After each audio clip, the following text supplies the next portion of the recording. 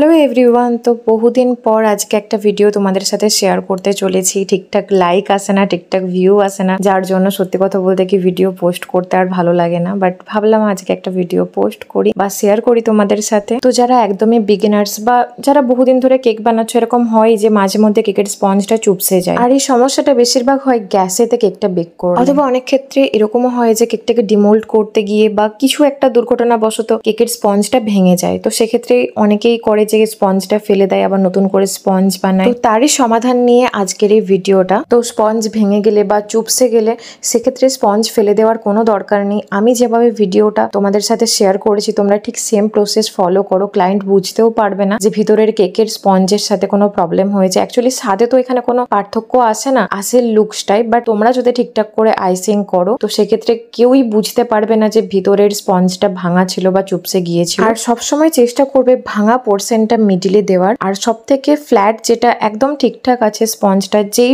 পার্টটা স্পঞ্জের সেটা সবসময় কেকের টপে দিতে। কারণ কেকের টপে যদি তোমরা ফ্ল্যাট যে পোর্শনটা আছে সেটা দাও, তবেই কিন্তু শেপটা ঠিকঠাক নিয়ে আসতে পারবে, নাহলে কোনোভাবেই সম্ভব নয়। আর যেটা কেকের একদম উপরের সেটা চেষ্টা করো কেকের নিচে দেওয়া। আর এরকম ভাঙাচোরা কেকের ক্ষেত্রে ক্রিমের পরিমাণটা একটুখানি আমাদেরকে বেশি দিতে হবে, যাতে কেকের স্পঞ্জগুলো খুব ভালোভাবে স্টিক হয়ে যায়, কোনোভাবে যেন বেরিয়ে না আসে। এখানে যেমন বাইরে থেকে কোনো স্পঞ্জে আমার বেরিয়ে আসেনি, যার জন্য এক্সট্রা কাট করার কোনো প্রয়োজন পড়েনি। বাট তোমাদের ক্ষেত্রে যদি এরকম হয় যে কিছু কিছু স্পঞ্জের পার্ট বাইরে দিকে বেরিয়ে এসছে, রাউন্ড শেপটা নষ্ট হয়ে যেতে পারে, সেক্ষেত্রে তো তোমরা কি করবে, একটা কাঁচি নেবে, সেটা দিয়ে খুব ভালোভাবে শেপ করে নিও যেন একটা রাউন্ড শেপ নিয়ে আসতে পারো। আর তারপর যেটা সব থেকে ইম্পর্টেন্ট পার্ট হলো ক্রাম কোটিং। আর ক্রাম কোটিংটা এই ক্ষেত্রে করবার সময় ক্রিমের পরিমাণটা একটুখানি বেশি দেবে, যাতে স্পঞ্জটা খুব ভালোভাবে স্টিক হয়ে যায় ক্রিমের সাথে। আর তারপর তোমরা কিছুক্ষণ ফ্রিজে রাখবে, অবশ্যই ফ্রিজে রাখবে, এটা কোনোভাবেই স্কিপ করবে না। আর তারপর ফাইনালাইজিং করে দিও, ব্যাস। আর আজকের এই কেকটাকে কিভাবে ডিজাইন করেছিলাম সেটা নেক্সট পার্টে তোমাদের সাথে শেয়ার করবো, অবশ্যই মিস করো না, অনেক বেশি সুন্দর।